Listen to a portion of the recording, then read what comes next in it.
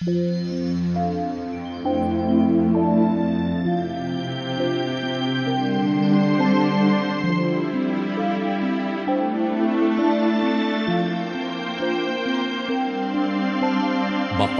ang bumabasa at ang nangakikinig ng mga salita ng hula at tumutupad ng mga bagay na nangasusulat doon, sapagkat ang panahoy malapit na.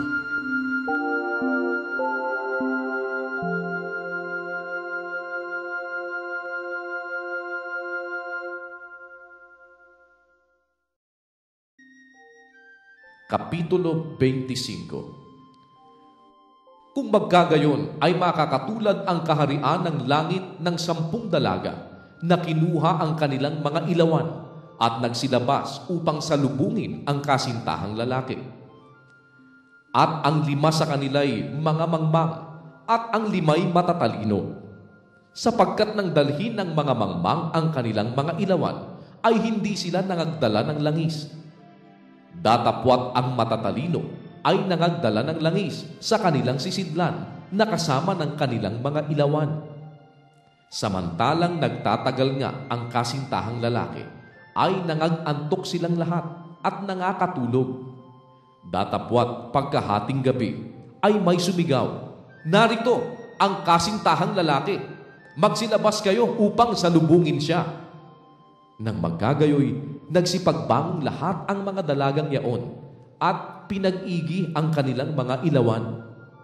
At sinabi ng mga mangmang sa matatalino, "Bigyan ninyo kami ng inyong langis, sapagkat nangamamatay ang aming mga ilawan." Datapwat nagsisagot ang matatalino na nangagsasabi, "Baka sakaling hindi magkasya sa amin at sa inyo, magsiparoon muna kayo sa nangagbibili at magsibili kayo ng ganang inyo." At samantalang sila'y nagsisiparoon sa pagbili, ay dumating ang kasintahang lalaki, at ang mga nahahanda ay nagsipasok na kasama niya sa piging ng kasalan, at inilapat ang pintuan. Pagkatapos ay nagsirating naman ang mga ibang dalaga na nagsisipagsabi, "Panginoon, Panginoon, buksan mo kami." Datapwat sumagot siya at sinabi, "Katotohanang sinasabi ko sa inyo, hindi ko kayo nangakikilala. Mangagpuyat nga kayo, sapagkat hindi ninyo nalalaman ang araw ni ang oras. Sapagkat tulad sa isang tao na nang paroroon sa ibang lupain, ay tinawag ang kanyang sariling mga alipin at ipinamahala sa kanila ang kanyang mga pag-aari. At ang isa'y binigyan niya ng 5 talento, ang isa'y 2, at ang isa'y 1. Sa bawat isa'y ayon sa kani-kanyang kaya, at siya'y yumaon sa kanyang paglalakbay. Ang tumanggap ng 5 talento, pagdakay yumaon at ipinangalakal niya ang mga yaon, at siya'y nakinabang ng 5 pang talento. Sa gayon ding paraan, ang tumanggap ng 2 ay nakinabang ng ibang 2 pa. Datapwat ang tumanggap ng 1 ay yumaon at humukay sa lupa at itinago ang salapi ng kanyang Panginoon. Pagkatapos nga ng mahabang panahon, ay dumating ang Panginoon ng mga aliping yaon at nakipaghusay sa kanila. At ang tumanggap ng 5 talento ay lumapit at nagdala ng 5 pang talento, na nagsasabi, "Panginoon, binigyan mo ako ng 5 talento. Narito, ako'y nakinabang ng 5 pang talento." Sinabi sa kanya ng kanyang Panginoon, "Mabuting gawa, mabuti at tapat na alipin. Nagtapat ka sa kakaunting bagay. Pamamahalain kita sa maraming bagay. Pumasok ka sa kagalakan ng iyong Panginoon." At lumapit naman ang tumanggap ng 2 talento at sinabi, "Panginoon, binigyan mo ako ng 2 talento. Narito, ako'y nakinabang ng 2 pang talento." Sinabi sa kanya ng kanyang Panginoon, "Mabuting gawa, mabuti at tapat na alipin. Nagtapat ka sa kakaunting bagay. Pamamahalain kita sa maraming bagay. pumasok ka sa kagalakan ng iyong Panginoon. At lumapit naman ang tumanggap ng isang talento at sinabi, Panginoon, nakikilala kita na ikaw ay taong mapagmatigas, na gumagapas ka doon sa hindi mo hinasikan at nag-aani ka doon sa hindi mo sinabugan. At ako'y natakot at ako'y yumaon at aking itinago sa lupa ang talento mo. Narito, nasa iyo ang iyong sarili.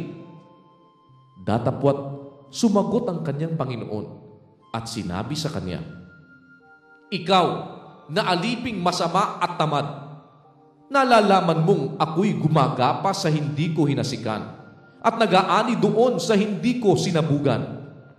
Gayon pala'y ibinigay mo sana ang aking salapi sa nagsisipangalakal ng salapi at nang sa aking pagdating ay tinanggap ko sana ang ganang aking, pati ng pakinabang.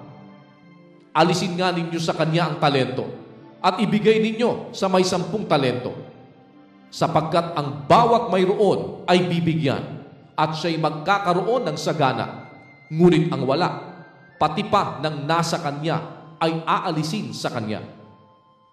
At ang aliping walang kabuluhan ay inyong itapon sa kadiliman sa labas. Diyan na nga ang pagtangis at ang pagngangalit ng mga ngipin. Datapwat pagparito ng anak ng tao na nasa kanyang kaluwalhatian, nakasama niya ang lahat ng mga anghel. Kung magkagayoy, luluklok siya sa luklukan ng kanyang kaluwalhatian. At titipunin sa harap niya ang lahat ng mga bansa, at sila'y pagbubukdin-bukdin niya na gaya ng pagbubukod-bukod ng pastor sa mga tupa at sa mga kambing. At ilalagay niya ang mga tupa sa kanyang kanan, datapwat sa kaliwa ang mga kambing. Kung magkagayoy, sasabihin ng hari sa nangasa kanyang kanan, Magsiparito kayo, mga pinagpala ng aking ama. Manahin ninyo ang kahariang nakahanda sa inyo, buhat ng itatag ang sanlibutan. Sapagkat ako'y nagutom, at ako'y inyong pinakain. Ako'y nauhaw, at ako'y inyong pinainom. Ako'y naging taga-ibang bayan, at inyo akong pinatuloy. Naging hubad, at inyo akong pinaramtan. Ako'y nagkasakit, at inyo akong dinalaw. Ako'y nabilanggo, at inyo akong pinaroonan. Kung magkagayoy, sasagutin siya ng mga matuwid na mga nagsasabi, Panginoon, kailan ka namin nakitang nagutom at pinakain ka namin? O nauuhaw at pinainom ka? At kailan ka namin nakitang isang taga-ibang bayan at pinatuloy ka? O hubad at pinaramtan ka? At kailan ka namin nakitang may sakit o nasa bilangguan at dinalaw ka namin? At sasagot ang hari at sasabihin sa kanila, Katotohanang sinasabi ko sa inyo, yamang inyong ginawa sa isa dito sa aking mga kapatid, kahit sa pinakamaliit na ito, ay sa akin ninyo ginawa.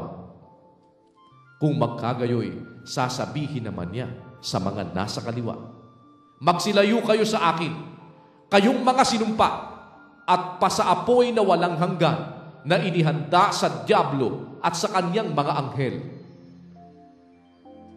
Sapagkat ako'y nagutom, at hindi ninyo ako pinakain. Ako'y nauhaw, at hindi ninyo ako pinainom. Ako'y naging isang taga-ibang bayan, at hindi ninyo ako pinatuloy. Hubad, at hindi ninyo ako pinaramtan. May sakit at nasa bilangguan at hindi ako dinalaw. Kung magkagayoy, sila na may magsisisagot na magsisipagsabi, Panginoon, kailan ka namin nakitang nagugutom o nauuhaw o isang taga-ibang bayan o hubad o may sakit o nasa bilangguan at hindi ka namin pinaglingkuran? Kung magkagayoy, sila'y sasagutin niya na sasabihin, Katotohanang sinasabi ko sa inyo, na yamang hindi ninyo ginawa sa maliliit na ito, ay hindi ninyo ginawa sa akin. At ang mga ito'y mga paparoon sa walang hanggang kaparusahan. Datapwat, ang mga matuwid ay sa walang hanggang buhay.